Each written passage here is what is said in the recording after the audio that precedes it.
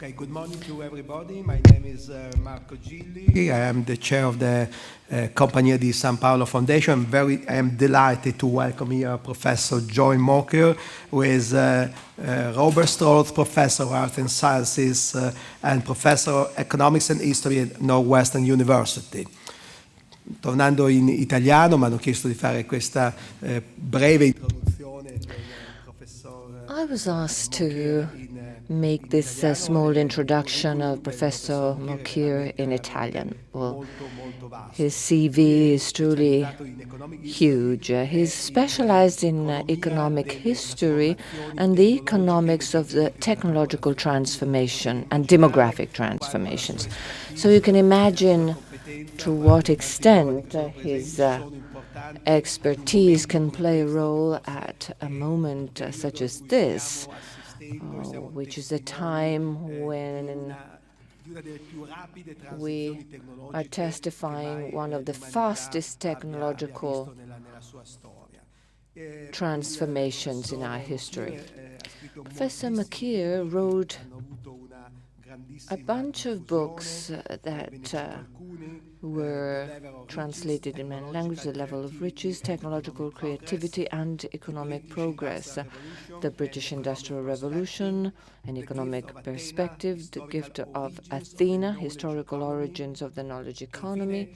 And finally, Professor Mokyr was telling me about his recent book, A Culture of Growth, published by Princeton University in 2016, translated in so many languages, even in Turkish. So he's very proud of this. These books were circulated all over the world. Professor Mokyr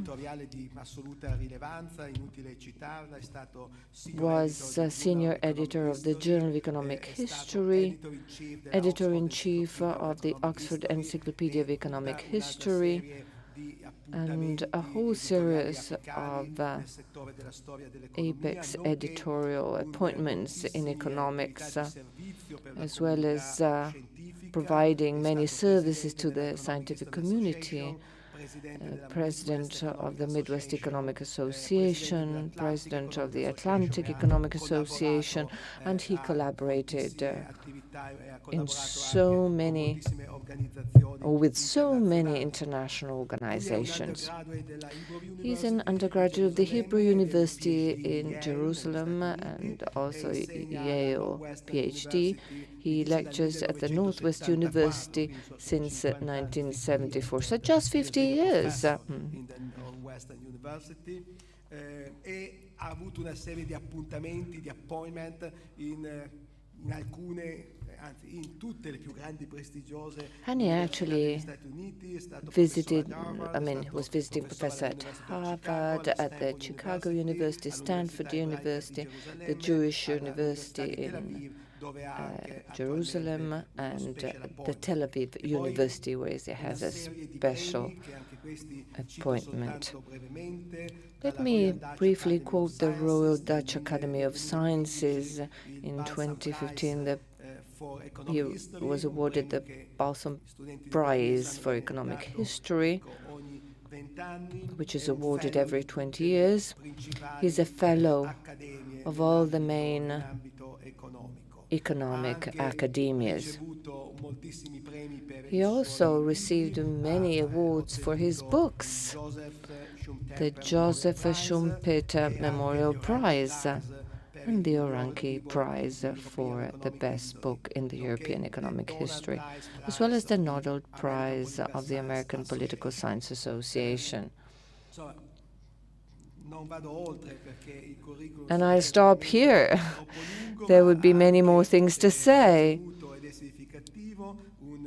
He was also awarded a prize by the Economic History Association in 2019 for the quality of his teaching of economic history. I won't add anything else. The topic is diversity as a route for economic progress. That's, of course, a key, a critical issue. Let me give the floor to Professor Mokyr.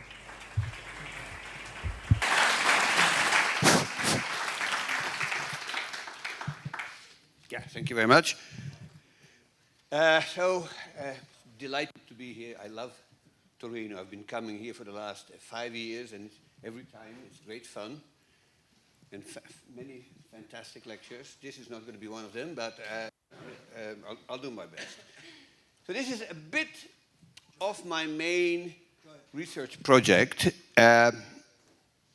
It's kind of a sideline of mine, but you can't really have been employed in an American university for the last decade or decade and a half without encountering the concept of diversity, basically, every day in meetings and in conversations and so on. And so, upon some reflection, I decided that in fact, the concept is rather vague and rather confusing. And so what I'm going to do in the first part of this talk is just basically unpack it and try to give some definitions and keep some things separate from other things. Then I'll talk a little bit about the economics and the economic evidence of diversity. And then in the second half, I will talk about the history, or at least part of the history that I think is relevant. So the first question, of course, that's driving this is the question, is diversity sort of really a good thing? And, it seems to be an underlying assumption in American universities that somehow diversity is desirable. And so there are two sources of that sentiment which are quite separate. The first is that a low diversity is the result of our sins of our past, right? The sins of our past in which discrimination and slavery and things like that created disparities between various groups. And so justice and fairness really demand that these be remedied. The other argument, which is that low diversity is in some sense inefficient. That greater diversity improves economic growth, improves economic performance, economic efficiency, and all these wonderful things. And so these are separate arguments. You can have one without the other. I would say most economists probably be interested in the second argument. Also, there are some economists, like my friend Deirdre McCloskey, who claims that we are really ignoring justice and ethics at our peril. And so, as I said, I'm going to try to describe and define some concepts. So these are my definitions. They are not something that I took from the literature, and you might well find them not very useful, but this is the way I think about it. So the first question is actually diversity of what? And so, so people have traits, right? They have characteristics, and that set them apart from other groups. And of course, these characteristics can have many dimensions that are overlapping to some extent, but not identical, okay? So for instance, you can think of genetic diversity, which is related to, but by no means the same as ethnic diversity. We have phenotypic diversity, the way people look, right? Which is not the same as genetic diversity. It's, in some sense probably correlated with it, but it's quite a different thing. And then we have ethnic and national origins diversity, which again is different from the other two. And then there's other forms of diversity depending in the world, depending a bit where you live. For instance, linguistic diversity. Some countries have linguistic diversity. There is religious diversity, both Catholics and Protestants, within a Christian world, but also, Christians and non-Christians in many parts of the world. There is other cultural and ideological diversity, left wing, right wing, socialist, conservative, and so on. And finally, there is cognitive and intellectual diversity, which is sort of a separate story, which I'm going to try to stay away from. And basically, these traits fall into two categories, right? There are traits that are hardwired in us, right? The genetic trait is sort of obvious, right? It's the definition of being hardwired. So genetic, phenotypical, and ethnic origins are things you're born with, and you can't do very much about it. Many of the others are to some extent a matter of choice, right? So religion, for instance.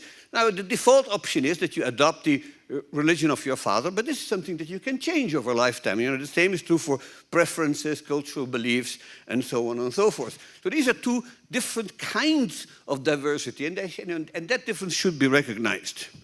Now, the title of the paper basically talks about diversity, tolerance, and pluralism. And let me try to be very careful about how I define these.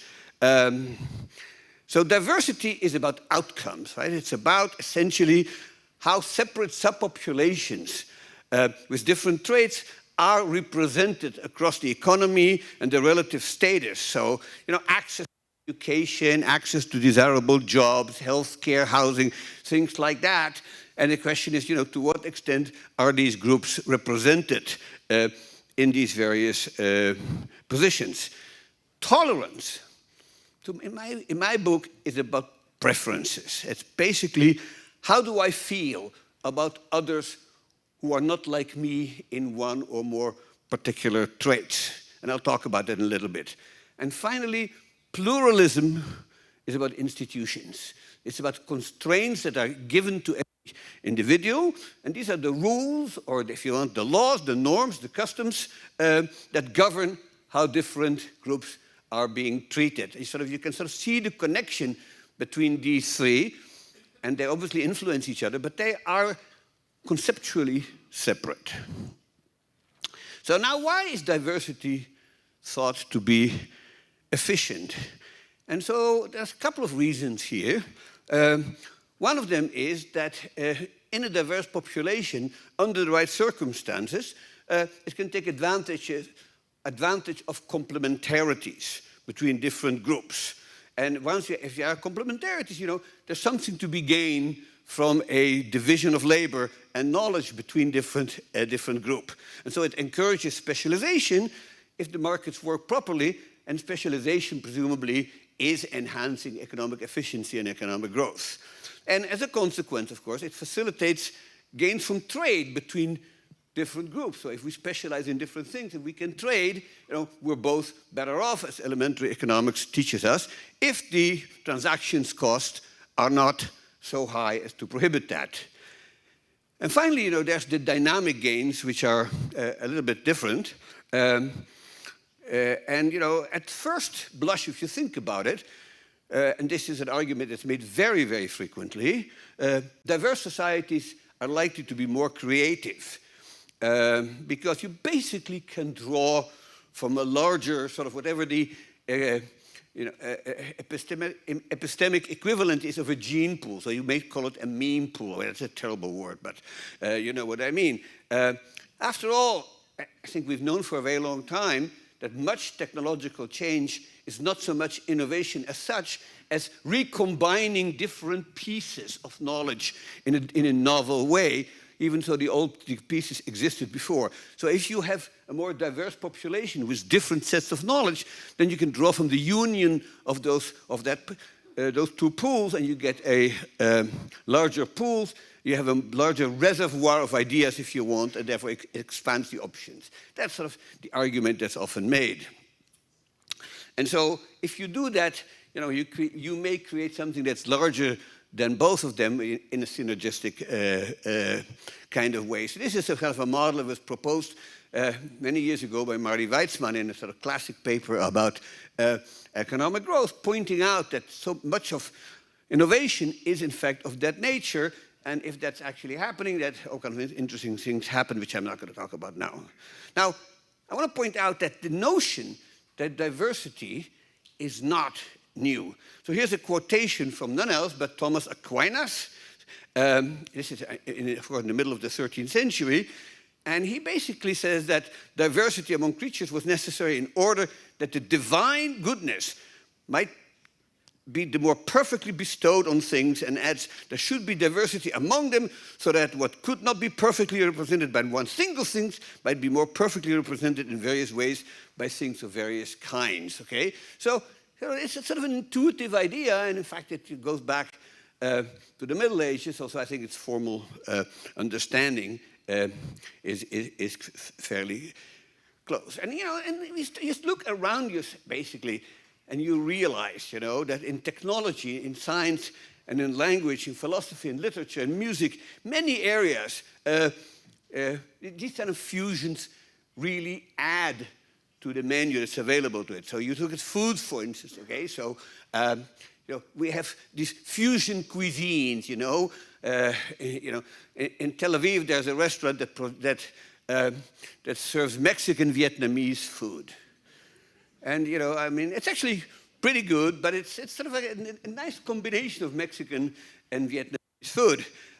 In music, which I know something about, there's a lot of sort of composers from one country that get inspired from things in other countries. You know, you think of Tchaikovsky's Capriccio Italien, or Puccini's Lucia di Lammermoor, based on a Scottish tale, or Ravel's Rhapsody Espagnole. I can make these examples as many as possible. And of course, in language, sort of these recombinations are particularly common. You know, English is, of course, itself a syncretic language of Germanic and French, but even in more modern English has adopted a lot of things, say, from Yiddish. So then, stop schlepping like a kwetsch, you know, this is very much Yiddish. Or, you know, you think about French, you know, using Anglicism like, you know, le weekend and le sandwich and words like that. So languages get richer by adopting things from one another. So if that's diversity, so what's pluralism exactly? And pluralism, as I said, is about institutions in the Northian sense. And these institutions are there to support peaceful and coexistence and cooperation. So in the limiting case, which is a bit of a sort of an ideal, you know, you can think of the American slogan of de pluribus unum. So groups of different qualities can be combined in some kind of cooperative equilibrium and form a single unit for specific purposes, while each group retain its unique traits.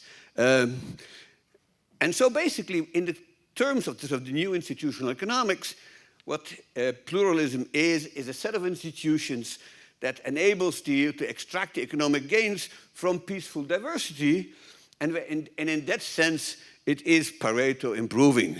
And it's also Pareto improving for the sort of rather sort of trivial sense that preferences and beliefs and, you know, various other things are heterogeneous. And what basically pluralism is, it allows people to attain maximum utility given these traits. So you let 100 flowers bloom, and every flower is different from other flower. And as long as they sort of keep to themselves, that's fine. So now, that sounds really nice at first blush, but of course you have to realize that many of these behaviors and beliefs are abhorrent to others. And I don't want to give examples, you all can think of them yourselves, but as long as these are victimless, in the sense that they create no externalities, pluralist institutions basically should allow them. Okay, so that's pluralism. Now, what's tolerance? So in my view, tolerance is about preferences. It measures preferences and attitude. So how much do I object to what others believe, or what they look like, or the way they talk, or what they eat, or whatever? Now, in the perfect limit, okay, so perfect tolerance would mean that I'm completely indifferent to what others believe as long as they don't act on it and create externalities, okay? So this is the perfect willingness to let the 100 flowers bloom and basically, you know, do whatever you want as long as you don't make any noise and things like that. Now, the problem is, I think, and this is just sort of a side remark, a perfectly tolerant society is extremely unlikely to ever emerge because humans, like almost every animal on this planet, is hardwired for homophily.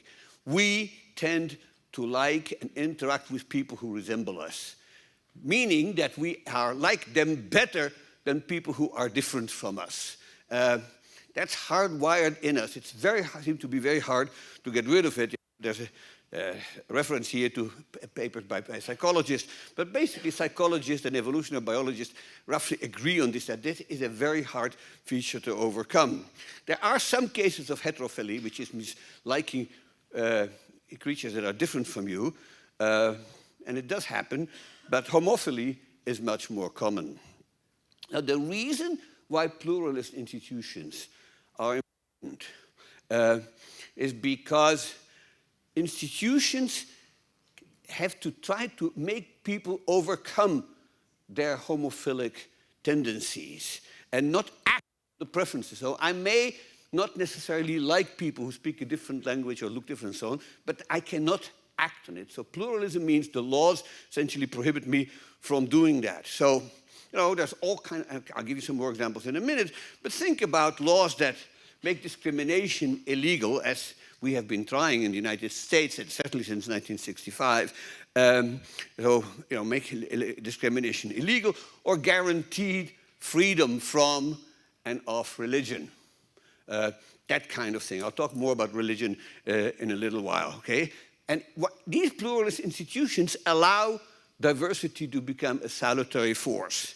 And what's more, some reason to believe that in the long run, if the institutions are pluralist and people grow up in a world in which discrimination is impossible, that may actually feed back into the culture and may, in the long run, affect preferences, that is to say, affect tolerance. So if you live in a society in which there's been freedom of religion, for instance, for a long time, then in fact it may be that you sort of become indifferent to people who have a different religion than you, even though originally you may not have liked it. So you can overcome your prejudice. Prejudice is to some extent endogenous to the institutions. So a formal definition of tolerance, and this is basically all the formality you're going to get from me today, but you can sort of think of this as some kind of utility function of each individual who cares about what the individual consumes, so that's the standard thing, X. But then there are two things in there, which is CJ, which is the cultural beliefs of J.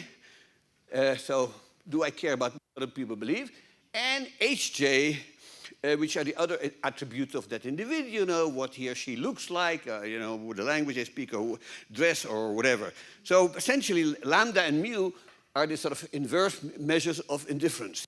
And so if lambda is negative, which is what you'd expect, then I may, for instance, disapprove of your religion. So may I call you a heretic, or an infidel, or an apostate, or, you know, words like that have been bandied around in history a lot. And if mu is less than 0, then that's basically racism. So I may decide I don't like you for other characteristics, like the language you speak, or the color of your skin, or whatever, okay? And so in an ideal society, lambda and mu are small enough in absolute value to support pluralist institutions. And as they become, as these things are going to 0, people become increasingly tolerant. And in the limit, which, as I said, is probably never reached, they become indifferent to other people's beliefs.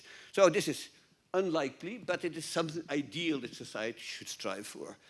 So now, coming to the main question, you know, is diversity good for the economy or not?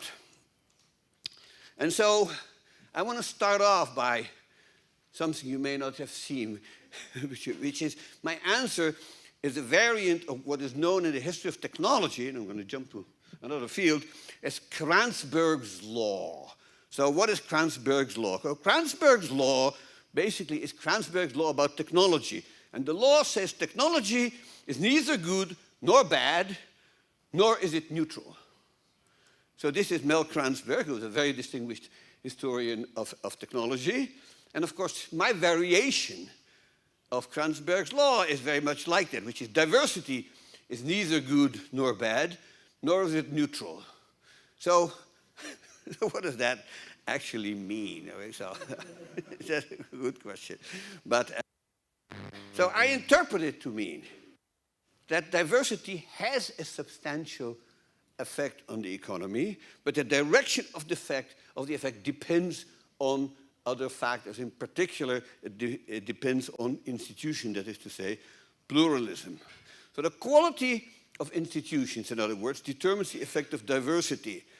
So, so what the quality of institutions stands for is exactly the norms and the laws in that society that for any given level of tolerance create the kind of pluralism that prevents people on acting on their homophily and their prejudices, and therefore turns diversity into a harmonious source of creativity. And if, in the reverse, institutions are of poor quality, by one definition or another, it can become a source of hostility, of friction, of violence, and the gains from diversity may not just be lost, but they actually will become negative.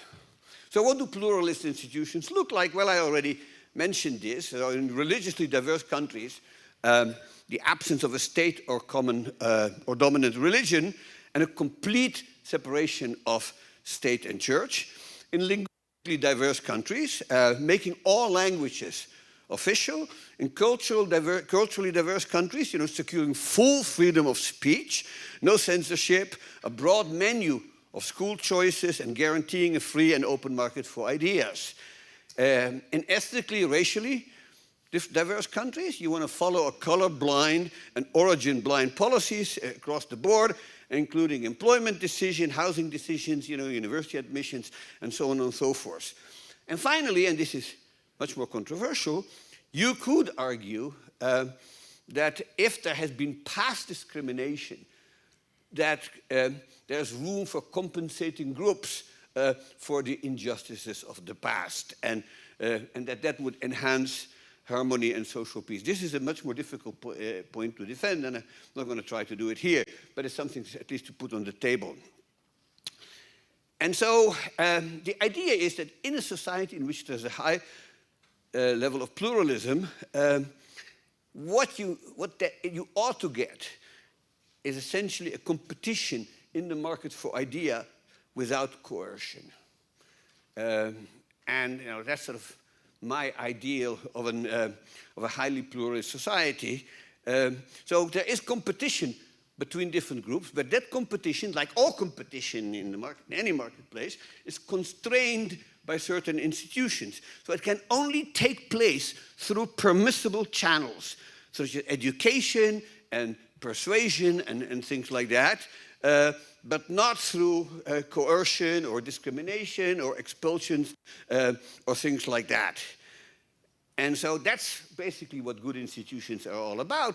And in fact, you think about any market, okay, that's how it is. I mean, firms can compete on certain margins, like price and quality, but they can't, dynamite each other's factories, okay, that kind of thing. So there's constraints in a market in any competitive market, and this isn't any different. So what's the evidence for the economic effects of diversity? So I'm going to separate between the micro level on the macro level, and I'm going to be fairly quick about this. There's a mountain of evidence in the management literature about the effect of literature. So there's a couple of widely cited survey articles, one by Millikins and Martins that came out 30 years ago, and an updated one by Stahl and Majnewski in 2021. They summarize hundreds and hundreds of experiments and so on.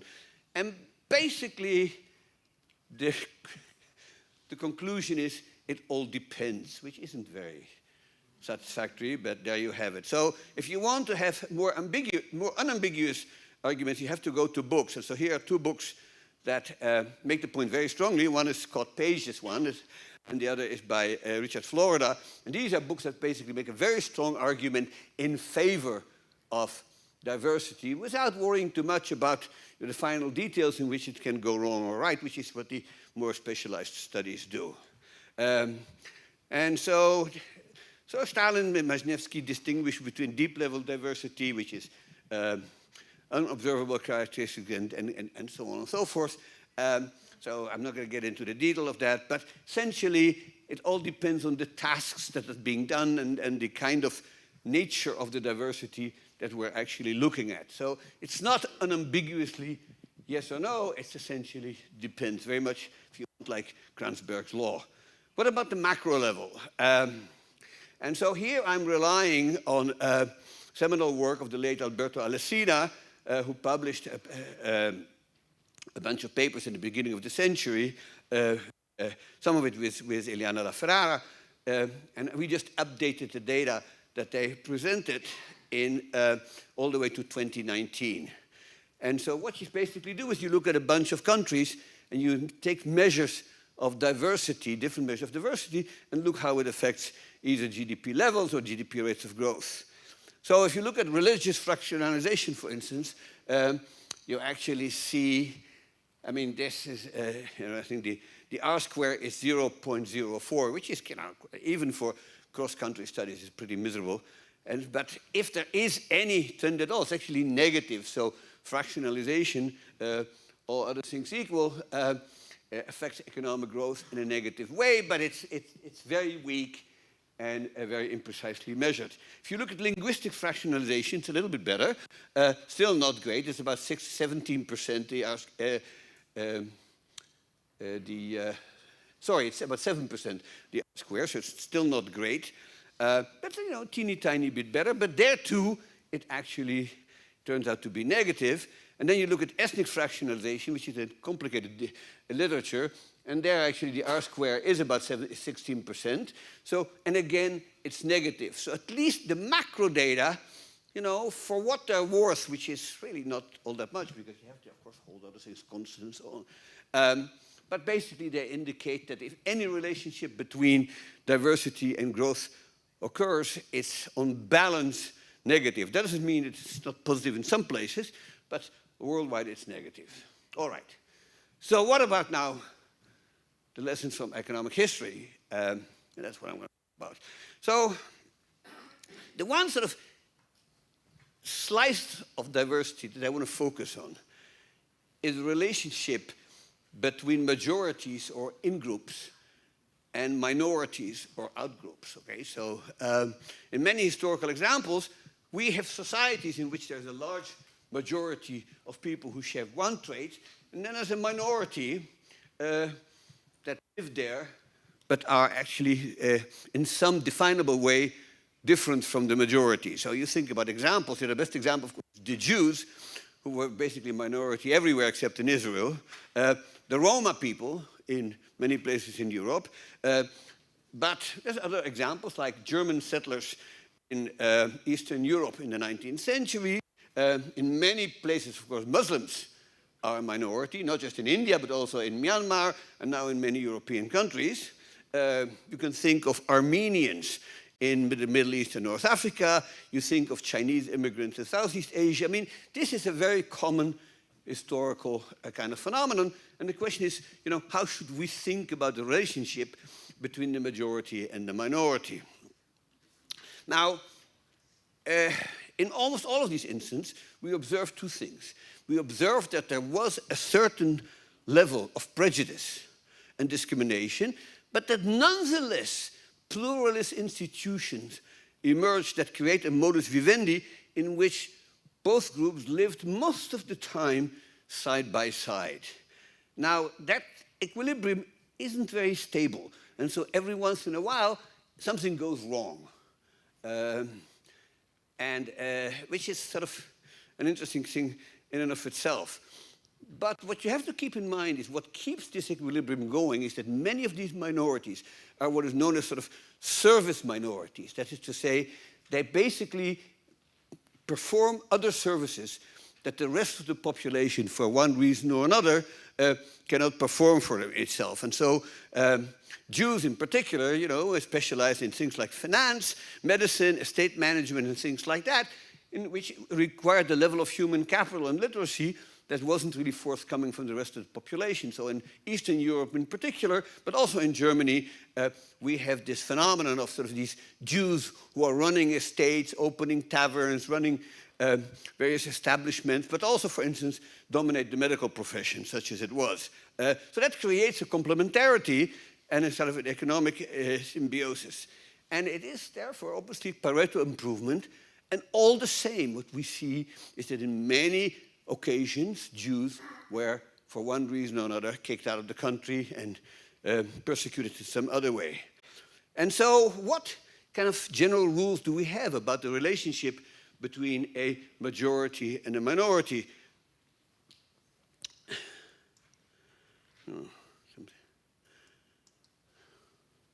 I don't seem to be able to move this thing anymore.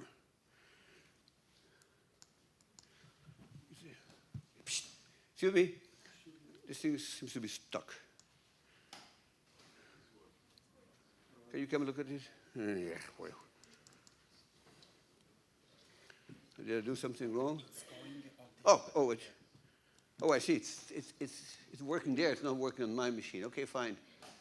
That's okay. I can look at the thing. Okay, fine. So I'll just look at the screen if you don't mind. So this is due to a bunch of papers by a man called Soumitra Jha, an economist at Stanford Business School. And he wrote sort of what I consider a classic paper about this relationship in the Indian continent between Muslims and Hindus. And what he points out is that the 6 conditions that determine the relationship between the in-group, the majority, which are the Hindus in this case, and the minority, which are the Muslims. Okay? So the first is you need to have symbiosis, as I already said, to say basically complementarity. You also need some kind of lock-in. So the 2 groups are specialized in separate occupations, but they basically have a hard time, moving to the other occupations. So the Muslims were mostly traders because they had foreign connections, and the Hindus were mostly manufacturers and farmers. Okay. Then there are other conditions like vulnerability. You don't want to have too much of a vulnerability gap that makes it very attractive. You want the discount rate of the ruling class not to be too high, because if there's an emergency, they would just confiscate the assets of the minority and not worry about the future. That's in matters of size and inequality. Redistribution is important. So if the minority becomes very, very rich, as sometimes happens, it's important that they give some of their money away and show generosity, which is really quite important. So complementarity really is, I think, to some extent, however, the key. And so there's been first a recent paper by Becker and Pascali that points out that because Jews were allowed to lend money at interest and Catholics weren't, okay, so they divided this up. The Catholics needed to borrow, but they couldn't borrow from each other because that was prohibited by usury laws. So they used the Jews to basically run the banking system, that kind of thing. The same is true in Eastern Europe. But none of this, sad to say, guarantees peaceful relationship. And there are many factors completely outside of economics that can break this equilibrium. One is what I call scapegoatism. This is a well-known phenomenon. After some major disaster that is very poorly understood, you're looking for a scapegoat. You're looking to blame somebody, even if the evidence that that group is culpable is minimal. So the most famous example, which you probably all know, is the persecution of the Jews after the Black Death in 1347, 1348, in which this plague came down on Europeans, and millions and millions died. Nobody understood how it happened and where it came from, so it was convenient to blame the Jews. Another is religious fanaticism. So basically, Jews just have different beliefs, and if you think that your creed, your belief is the only one and everybody else is an infidel, that's probably bad for the relationship, even if there's complementarities. And finally, there is a phenomenon which you'd call sort of opportunistic behavior by political entrepreneurs or demagogues. So there are many people in history who basically tried to build careers on essentially being hatred entrepreneurs, which is a term that was coined by Ed Glaser in a classic paper. So here is one example of a sort of a hate entrepreneur. This is a man called Edouard Drummond, who published this anti-Semitic newspaper. It's called La Libre Parole. I mean, I have to tell you anything. You look at that picture and you realize, what that is a caricature of. And basically, this is the way he sold newspapers, And so he never actually rose to political prominence himself, but others, of course, did. And so that kind of thing can disrupt an equilibrium, even if that equilibrium is Pareto dominant. So that's Edouard Drummond. These are his dates. There were others like him, but he was probably the most notorious one. So here, I want to stick to a historical example which gives you a little bit of, I would say, a natural experiment of what happened when there's a sudden increase in diversity. And of course, the best example you can think of is the European Reformation, right? So until 1517, you know, until when Luther nailed his 1519, sorry, nailed his 95 propositions to the wall of the church in Wittenberg, there was only one religion in Western Europe, which was the sort of Latin church. And then all of a sudden, there are two religions. And then a few years later, there's more. There's Calvinism and Baptism and so on and so forth. So there's this rather short period in which there's an increase in diversity. And what were the economic effects? Well, the economic effects were mediated by the institutions, and the institutions influenced essentially by tolerance. And basically what that meant that for about, give or take, a century and a half, there was a sort of a culture of intolerance and bigotry. And, you know, the two camps regarded each other as heretics and apostates and infidels. And, you know, there was a huge amount of bloodshed in much of Europe. France, of course, between 1762 and 1562 and 1598, in Germany in the beginning of the 17th century, in the Netherlands, in Belgium, in England, everywhere there was a huge amount of violence on the basis of religion, and so diversity obviously was sort of a bad thing. But then, at some point, we can see that the attitudes begin to change, and that people realize that this is a costly thing of which the benefits are clearly not very well defined. And what you see happening is the emergence in one country after the other of sort of a freedom of conscience. It doesn't necessarily mean emancipation, by the way, but it will at least allowed people to stick around and, you know, practice their religion and engage in economic activities. So the sort of key figure in this is this man Sebastian Castello. He is on the right. And the book that describes this is a wonderful book by a historian called Peres de Gorin. It describes a sort of slow emergence of religious tolerance in Europe, typically sort of 2 steps forward, 1 step backward. You know, so France has the Edict of Nantes, in which Huguenots are allowed to stay, and then in 1685, Louis XIV, in his wisdom, revokes it. And so this is sort of a step backward. And that happens in many countries. But I think the overall trend is clearly toward more and more tolerance. And with that, of course, comes more and more pluralism. So that's Castello can see this is of effect fairly early on, but his influence became stronger and stronger as time went on.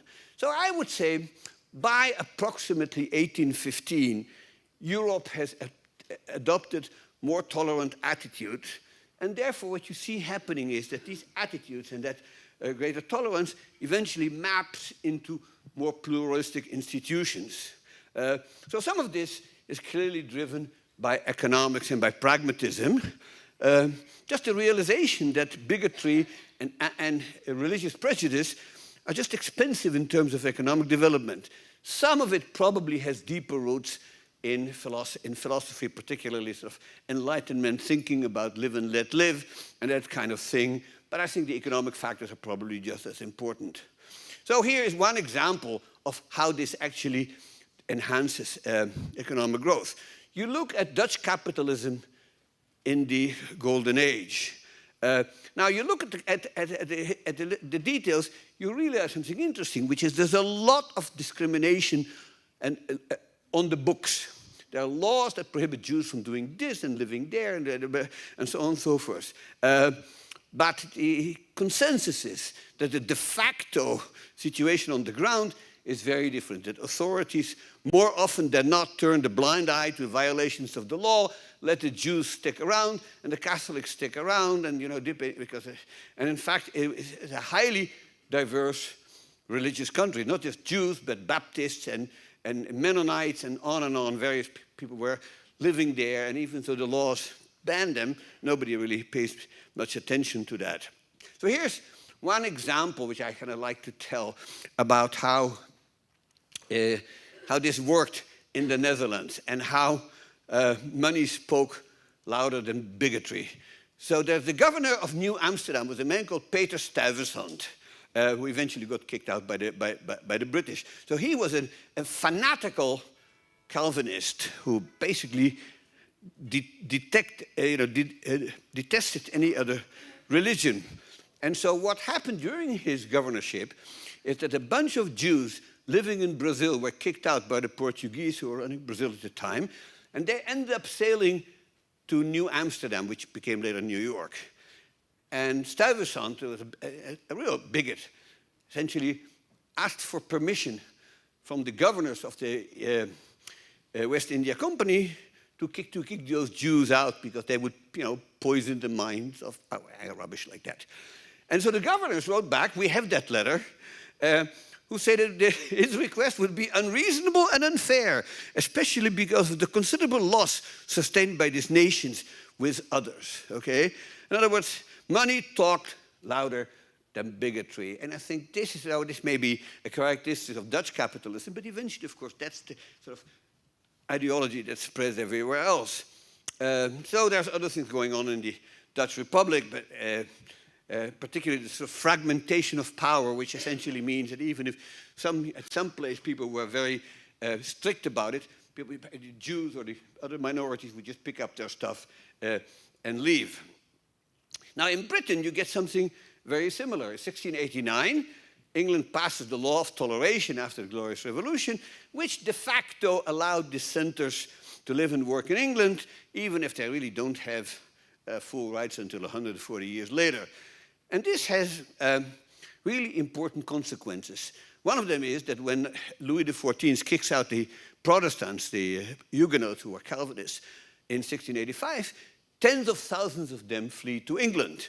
And these were actually, among them, were many eminent scientists, highly skilled artisans, people like the original inventor of the steam engine, like Denis Papin.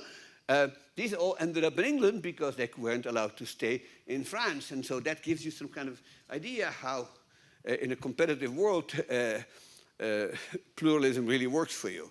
And so Voltaire wrote in his famous sixth letter regarding the English nations, and he writes this about the royal exchange. He says, the Jew, the Mohammedan, and the Christian negotiate with each other as if they were all of the same religion. And the only heretics are people who declare bankruptcy.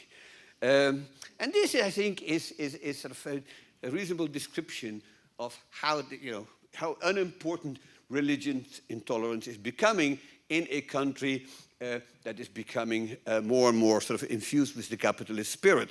And of course, what's more, you might argue that this is a two-way street. If you believe sort of in the idea of du commerce, that commerce makes people more reasonable, then you could sort of think about how more and more commerce then in turn affects people's tolerance, and therefore you get a nice, a positive feedback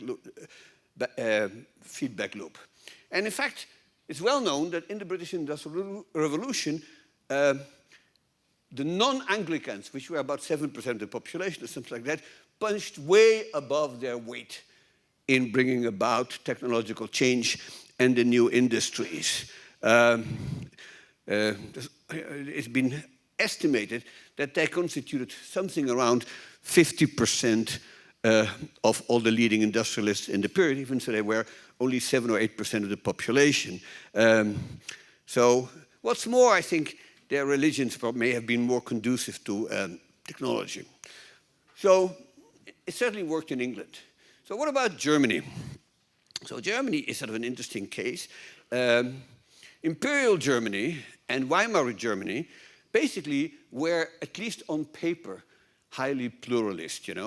There were Protestants and Catholics and a few Jews, and they all had essentially equal rights before the law. Anti-Semitic culture, needless to say, was alive and well. There was a lot of anti-Semitism going on, but at least the formal institutions of the state did not endorse that.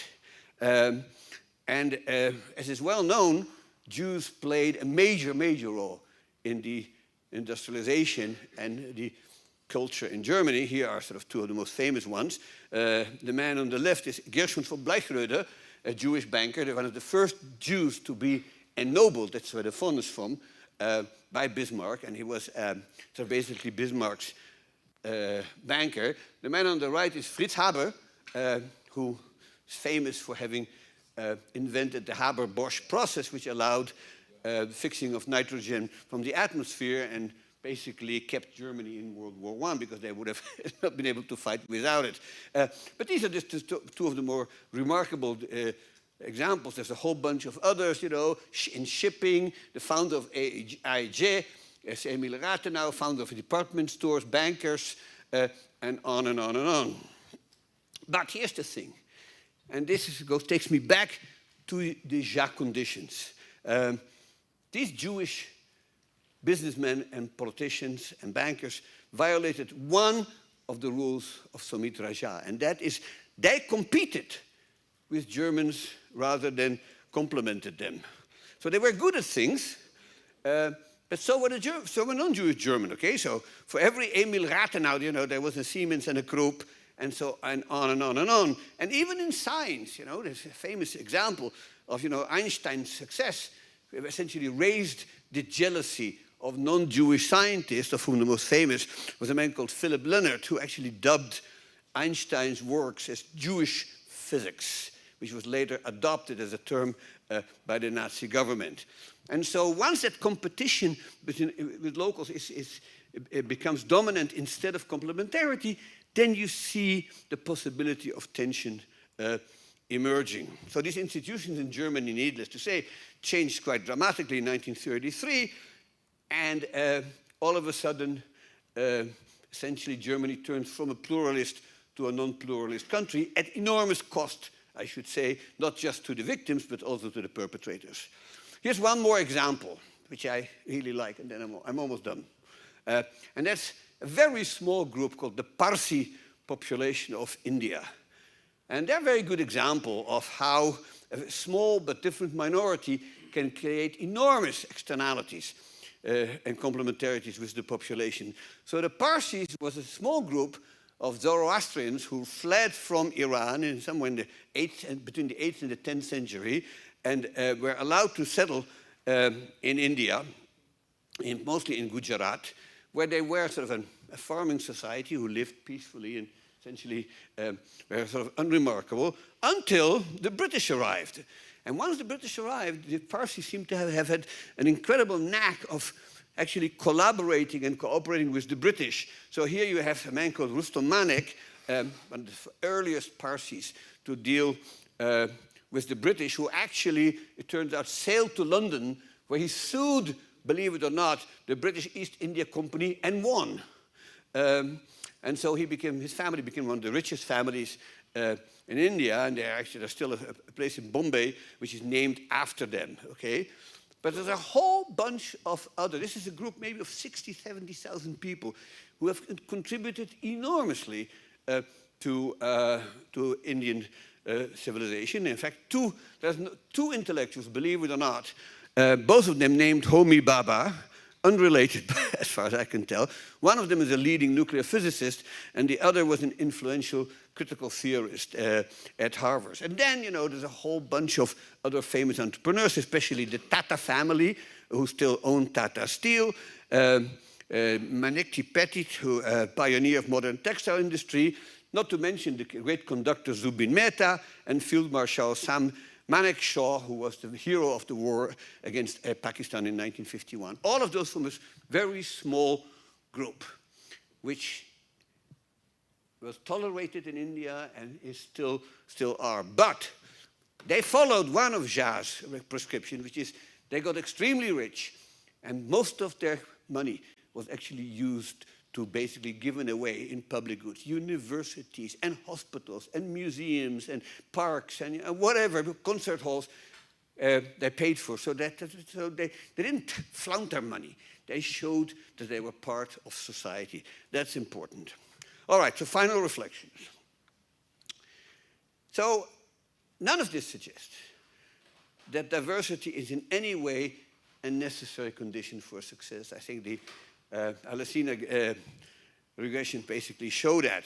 So some of the most successful economies in our age, say the Scandinavian countries, South Korea and Japan, are fairly low diversity, and others are equally successful. Singapore, Israel, have been very diverse. And so I would argue that to some extent making an argument for diversity, because it is a crucial ingredient in economic growth, is maybe overclaiming it. What is true, I think, is that under the right conditions, you can make everybody better off and take advantage of the complementarity. That's not everything, ladies and gentlemen, but it is a lot. And it makes the world quite much more interesting.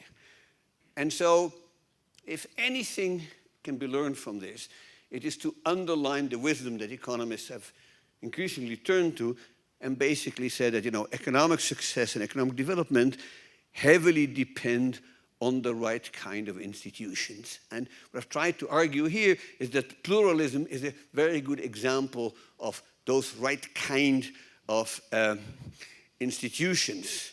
And so understanding why some societies have good institutions and some others have bad institutions, and why sometimes good institutions turn into bad institutions and vice versa, that remains one of the great challenges of modern economics. Thank you.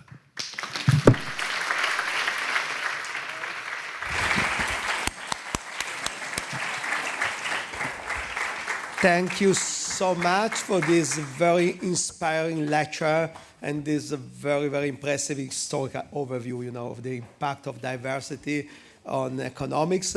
So we have time for a few questions or comments. Please.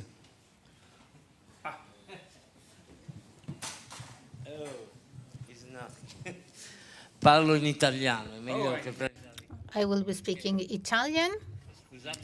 I hope you can hear me. Sorry for my bad voice. Can you hear me? 1, 2, 3, 4. Test, test, test. 1, 2, 3, 4. Test, test, test. I am on the English channel, channel 2. 1, 2, 3, 4. Test, test, test. Can you hear me? Can you hear me? 1, 2, 3, 4. Can you hear me? Can you hear translation? Can you hear translation? Can you hear me? I'm on the English channel. Can you hear translation? Can you hear translation in the? Can you hear me? 1, 2, 3, 4. Can you hear translation?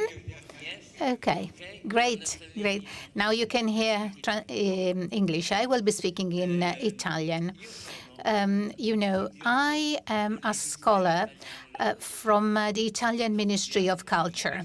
I studied in this building a half a century ago, where we had wooden desks back then, and you gave us an outstanding presentation, and I studied social politics. I'm sure you participated in many congresses and events across the world, also with sociologists, because I think that sociology, for instance, the Melton dogma, the manifest function and the latent function.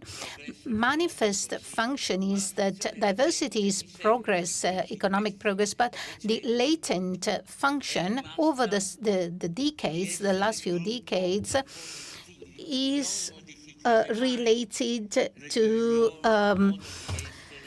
groups, and sometimes groups don't change their way of being Catholic. So, I mean, have you seen progresses with the collaboration also of sociologists? So what do you think is the role of sociology and sociologists in understanding all this diversity in economics? And I also think that with these social media, with this new social media, so social media can also be help us to promote diversity. Yes, I mean, you're absolutely right. I think the question of diversity is too important to be left to the economists alone. And I think collaboration with sociologists and and other social scientists is going to be essential in understanding it. I am much more concerned that the role of policy in any kind can really misfire and create reactions that are unexpected, unintended, unanticipated. And we're living through one right now. We had a set of policies in the United States. It used to be called affirmative action, and then it became DEI, and whatever you want to call it. There was an attempt to basically, even the playing field, as we say, right? So give people who had been, and those policies have now backfired in a terrible way, in the sense that we have an administration that is not only undoing the excesses, they're undoing the whole thing. And that really worries me. I think what the best thing that the administration can do is pass laws that entrench pluralism as I defined it, which is basically prohibit discrimination and give everybody, every group, the opportunity to be themselves. So, equality of religion, freedom of religion, but also freedom from religion, and basically allow groups to have their own schools if they wish to do so, and speak their own languages, and so on and so forth.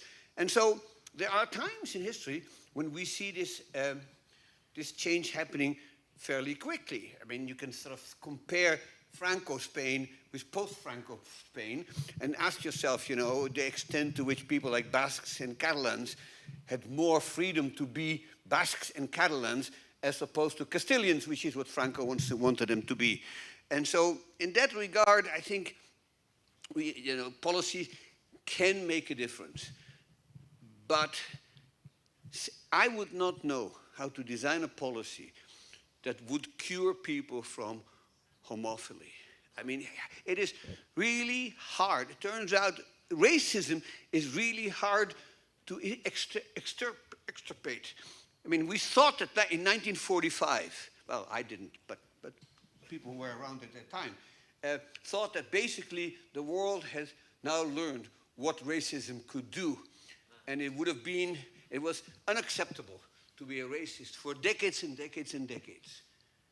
And now, look at the world. I mean, here we have a president who says nobody can enter the country except white South African racists because they're some of us. And you go, how is this coming back? And that is, I think, a major concern. It turns out things that are hardwired in us are very, very hard to modify. I'm not saying it's impossible. We have done it. Religious bigotry, certainly in Europe and even elsewhere, it's essentially disappeared. I haven't heard, in many cases, in which sort of Catholics and Protestants are at each other's throats. Even in Northern Ireland, where it was never religious anyway, this has sort of disappeared. But it's hard. It's hard because we are, hardwired in certain features of identity and belonging to groups. And that's hard to eradicate. So the best the government can do is create a formal framework in which it says, you may be anti-Semitic, but you cannot do A, B, C, D, and E. That kind of thing. But making a law against anti-Semitism as such, as there is, for instance, in Germany and Austria, probably doesn't work. Well, thank you. We have time for another question because there are the other sessions coming, please. Yes, Joël, I understand and I agree that this connection that you make between the complementarity or the opposite, the substitutability between groups matters for the incentives to get the pluralistic institutions. I was wondering whether this complementarity or the opposite itself is not endogenous to policies and to technologies. Do you have a view on that? Yeah, no, I think you're absolutely right about that. It is not it is determined to some extent by government policy. I'll give you another example that really will drive this home. The largest concentration of Jews in Europe in the 19th century is in what became Russia, in large part because large chunks of Poland, which were heavily populated by Jews, became part of Russia. For the first 60 years after the division of Poland, until about the middle of the 19th century, there was a great deal of complementarity between the Jews and the non-Jewish population in the area known as the Pale of Settlement, where the Jews were allowed to live. And in fact, the relationship was quite good. The Jews did well, so did the Russian mujiks, and everybody was happy. But then what's happening is that the government starts to educate people. And all of a sudden, the Jews weren't the only literate people in Russia anymore. All of a sudden, there are other Russians. There are Russian doctors, there are Russian merchants, there are Russian bankers, and they're starting to look at the Jews, and all of a sudden you see this resurgence of Russian anti-Semitism culminating in the great pogroms of 1881 and in the Great Migration and So all this is happening. But this is the unintended consequence of changing Russia. The same is true, mutatis mutandis, for Germany. Okay, so in 1820, there are very few Germans who can do what the Jews are doing, and certainly not in the 18th century. But by 1900, you know, Germany is fully literate, and the Jews are, you know, are no longer so unique. They don't have these characteristics that set them apart, and so they have to compete. And you know, normally that can still remain a good equilibrium in which they compete, but they compete by rules. But what happens is then if the system is shocked, for instance, by losing World War I, or by experiencing the great inflation, then the competition is compounded by the scapegoatism argument. And at that point, you can sort of see this sort of boiling over and leading to what happened in Germany in the late 20s, early 30s. And you know, the similar things happening in different countries, but to very different degrees.